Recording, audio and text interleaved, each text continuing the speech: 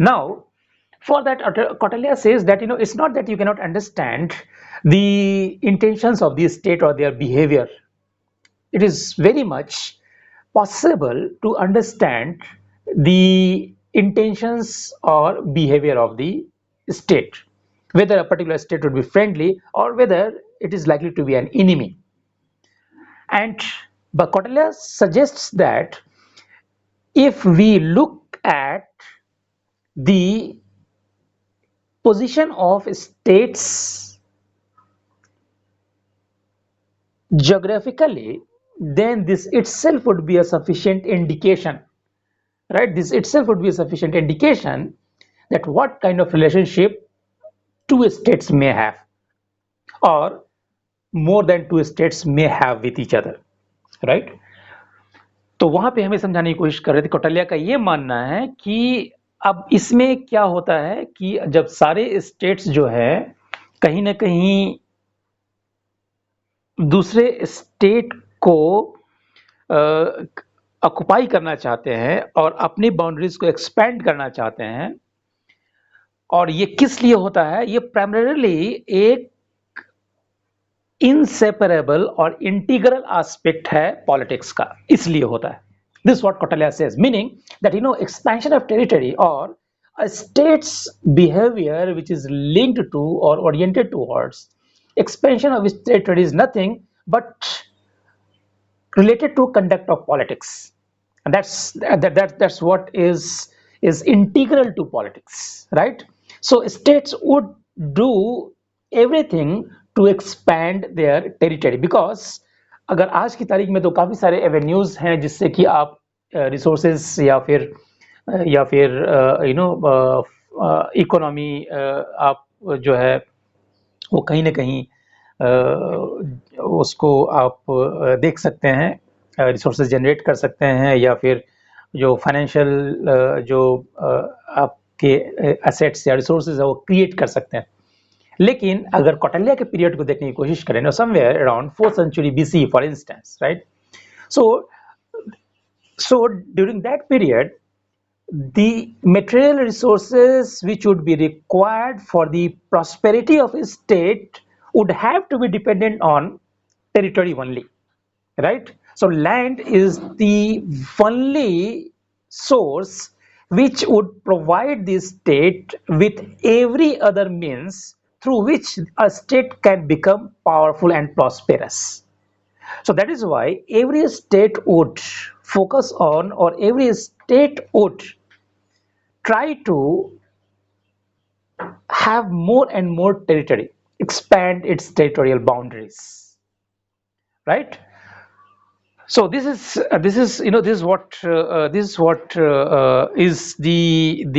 larger understanding when we are trying to correlate it with the mandala theory of Kautilya, जिसको कि हम बताने की कोशिश कर रहे थे कि when one is looking at the mandala theory, then in Kautilya's understanding there is a king who is ambitious of expanding his territory, or there is a king who is at the center, who wants to maintain his relationship with other states who cohabit, who coexist, right?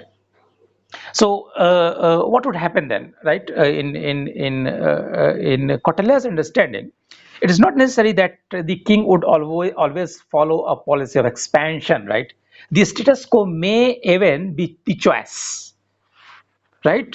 So that even can be a policy of the state, or the state simply may even decide to go for alliance, right, making friends rather than fighting a war with a state, right?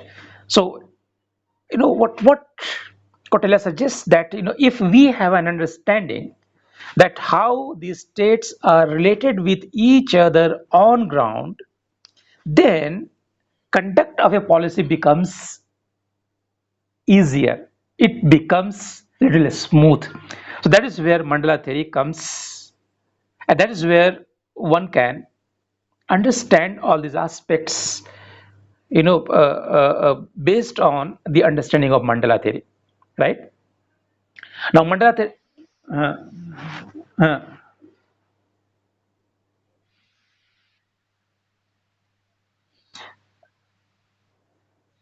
नहीं नहीं नहीं, वो Mandla three में हम आ रहे हैं। Mandla three in fact अभी हमने आपको एक्सप्लेन नहीं किया है। I have not yet explained Mandla three, right? So the explanation is yet to come. That the I'm just till now I'm trying to explain the relevance, number one, number two, the reasons, and number three, why it is important for us to understand the related aspects which may be based on or which may be associated with mandala theory, right? So, the point I'm trying to understand, when we are trying to look at what Kautilya says as a mandala, then it is nothing but a, a kind of system which is composed of 12 different states, right? So there are 12 different states which would constitute a mandala, one mandala, right?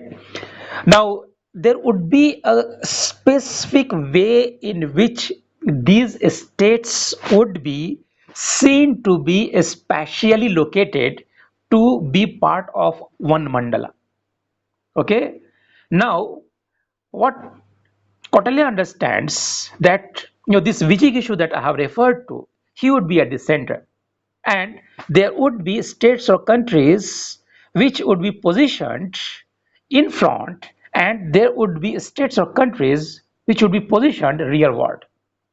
So Kautilya understands that as far as the states in the front are concerned, how they can be understood, and that is where just by looking at their position, one can understand the kind of relationship that the two states may have. Okay, so Vizigishu is at the center, and there would be a state which would share boundaries with the state of Vijigishu, and that's what in Kautilya's understanding is going to be the state of Ari, that is enemy, right? So frontward, the state next to Vijigishu's kingdom is Ari. Now that's where one can derive a conclusion out of this, and which Kautilya explains throughout in his Mandala theory, that the two states which may have common boundaries would have territorial issues likely to give rise to conflicts between the two states.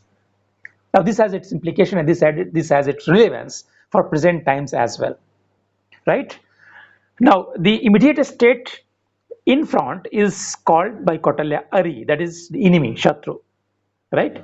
And the state next to Ari's state, that is Ari, right? So that would be Mitra.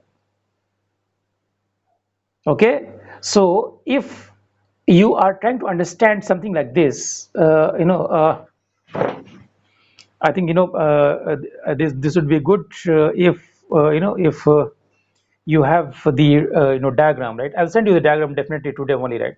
Say for instance, if there is a state of Vijigishu which I call as 1, it is at the center. Then frontward, if you draw the boundary of another state, which if I say as number 2, that would be Ari, right? That would be Ari's state. Okay, the enemy's state.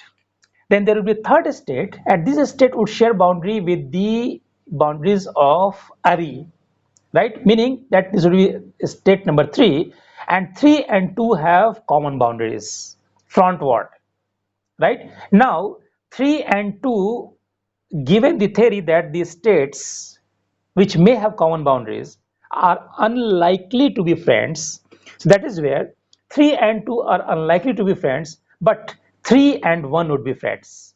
So that is where number 3 is called by Kautilya as Mitra. Okay, so one is विजिगिशु front ward. हाँ, एक front ward अगर हम समझने की कोशिश करते हैं तो नंबर 1 इज विजिगिशु, number 2 would become Ari, and number 3 would become Mitra, right? Now number 4, meaning the state which shares boundary with the boundaries of state 3, that is if we call it state number 4, he would become Ari Mitra, right? Meaning that Ari Mitra, meaning that again this number 4 would be an enemy to both Mitra as well as Vijigishur. So 4, 3 and 1, they are likely to be enemies, but 2 and 4 would be friends. Right? Clear? Eh?